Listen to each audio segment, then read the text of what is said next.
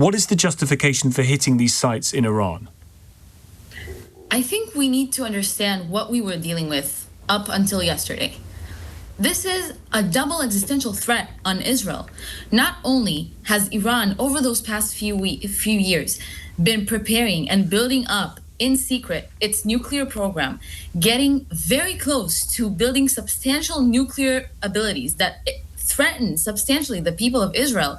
But putting the nuclear threat aside, Iran has hundreds of ballistic missiles that, even without nuclear warheads, are capable of erasing entire cities and communities off the earth. And Iran's leaders, the people that we have targeted and eliminated in these strikes, are the very people that have been saying openly to the media, to their people, the Iranian regime has been openly aiming to erase Israel off the map. They're saying death to Israel. They're saying death to the West.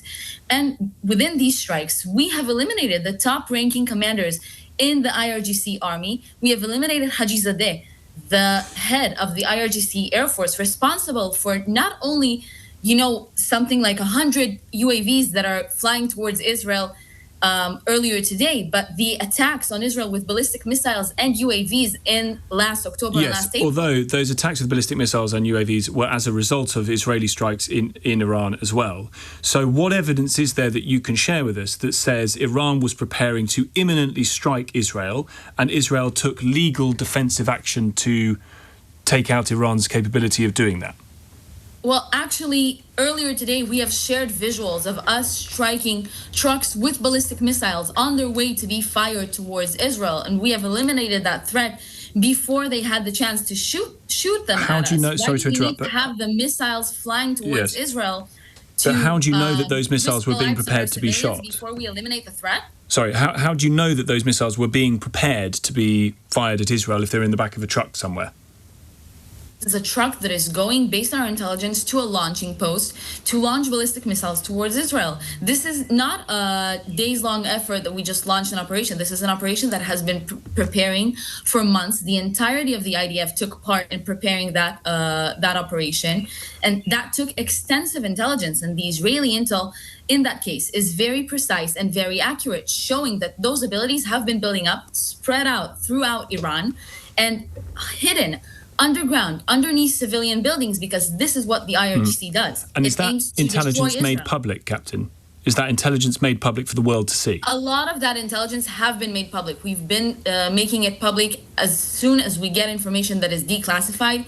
We put it out. We have put out Iran's plan to destroy Israel that has been advancing now for months, if not years. And Iran openly, you don't even need intel, has in Tehran a clock that is counting down to 2040 to the destruction of Israel. How much more evidence do we need?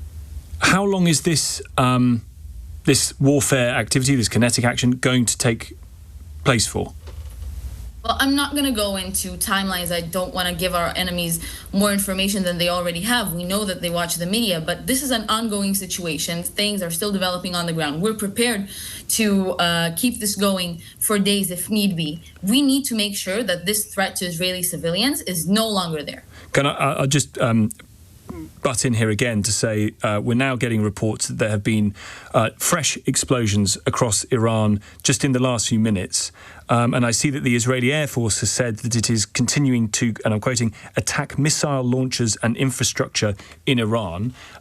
So what is the stated aim then of this ongoing operation? When will it finish, based on what parameters? I'm not going to give you a finished timeline. I think what we're doing is we're assessing the threat as the situation is developing. But so long as there is a nuclear threat to Israel and there are missiles pointed at Israel, we will eliminate them. There were talks set to be happening about Iranian nuclear proliferation, which I see the Iranians have now pulled out of. How actually helpful is it then to have committed this act of war, as the Iranians call it, if it means that those negotiations are now over? I'm a military spokesperson. I won't go into negotiations, but we have been saying openly for years. We have been diverting the world's attention to Iran for years. It's not only a threat to the Middle East and to Israel, it's a global threat. And we have reached now the point of no return where Iran has enriched enough uranium and has gained enough capabilities to a point where they're very close to building anywhere from 9 to 15 nuclear warheads. And at this point of no return, if we had not acted when we did, every day that would have passed, we would have known less and less and less, and this would have put the state of Israel and its people in greater danger. So is Israel sort of officially and legally then at war with Iran? That is not my place to declare war. We said that this is an operation targeting a specific and very imminent threat to the people of Israel. And that's what we're dealing with. Thank you for coming on. Captain Masha Michaelson, spokesperson from the Israeli Defence Forces. 5:10, listening to that is Tallha Abdulrazaq, independent defence and strategic analysis analyst specialising in Iranian affairs. Thank you for coming on the programme, Tallha. Your thoughts on and what has happened in the run-up to this act of, whether we're calling it war or warfare or kinetic action, what has brought this to a head in the last few hours? I mean, there's no doubt in my mind that this is an act of war. And the thing is, Iran has a large role to play in this.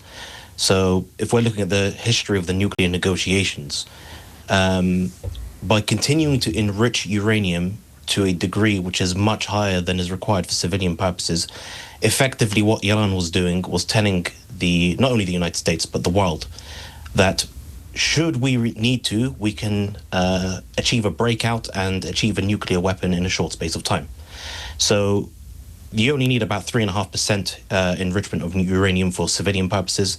They got up to something like 70%. So they were trying to highball it. I actually don't believe, and this may surprise certain viewers who or listeners who know my views on Iran, I actually don't believe Iran wants a nuclear weapon because it knows that by the time it can actually achieve it, it may well be bombed. It's exactly what's happening today. Yeah. But there's no doubt, Tallha, there's absolutely no doubt that the Iranians were enriching uranium for the purposes of trying to make a nuclear weapon, even if you think they didn't actually want to. So, yeah. I mean, but the purpose behind it, in my view, was that they were trying to highball negotiations with the Americans to say, look, we can do this at any moment. You know, you need to cut us some slack, get rid of the sanctions, etc. But by doing so, by putting on such an aggressive posture, they actually fed into the narrative that they are this massive threat. And I've always held the view that they're basically a paper tiger. And we're viewing this right now before our very eyes. You know, you've got Hussein Salami, for example, the former head of the IRGC Corps, killed. I think it was about 24 hours ago, he was saying that if Israel strikes us, we're able to fight them on a full spectrum warfare basis. And he was taken out within the first moments. The chief of staff of the Iranian armed forces also killed. The Khatam al-Anbiya headquarters chief, he was also killed. You know, these aren't like small people. We're talking also about Fareydun Abbasi, who was one of their chief nuclear scientists, and he was actually publicly saying, we need to pursue a nuclear breakout. Mm-hmm. He's dead. So when you're looking at this and you're looking at the Iranian rhetoric, they fed into the narrative, and they did this, by the way, for structural reasons. Like just how Israel has kind of stepped up its schedule in terms of bombing Iran and taking action because of structural issues faced by the Netanyahu government in Israel, internal pressures that force them to take these sorts of actions. Iran has something similar going on. You know, you've got hardliners, for example, who want to take a more aggressive stance towards Israel, towards the West. You know, they're kind of still charged by the religious zeal imparted upon them by Ayatollah Khomeini, the predecessor of Khamenei, since 1979. And they are against the kind of the so-called reformists who wish to kind of pursue a more intelligent strategy of making amends with the West and kind of getting sanctions relieved. Do you think, Tallha, with that very useful, helpful background, do you think then it is the case that Israel is justified sort of from a defence point of view, forget the morality for a moment, but purely on defence grounds, self-defence grounds of hitting these nuclear sites? And as we understand it, literally this afternoon, more missiles have been hitting near nuclear silos in and around Iran. So I wouldn't say they're justified from a defense perspective. This is a purely political gambit on the part of the Netanyahu government. Like, we have to bear in mind as well that some of his right-wing allies in the Israeli Knesset were planning to table a motion of no confidence in the government, or even to withdraw from the government, which would have absolutely sunk his chances at continuing as prime minister. There would have been new elections, and it would have created chaos and havoc. All of a sudden, there's a chain reaction of events. So you've got the U.S. government and President Donald Trump applying pressure, telling, for example, the U.S. embassy staff to withdraw from Baghdad, which is well known as being directly influenced by Iran.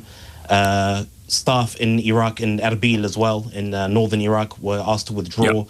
Then the IAEA, the UN's top watchdog for nuclear activity, they came out and said that Iran had been in breach of its non-proliferation obligations. And then immediately this strike happens. So a lot of things have been shelved in Israel politically on the basis of all of this. So I don't think, though, that they were in any imminent danger. I mean, we saw their previous 2 attacks from Iran, the ballistic missiles that they fired, the drones. These are very slow-moving drones, by the way. Like, we're talking about 120 kilometers an hour. It takes hours to reach Israel. They were all shot down.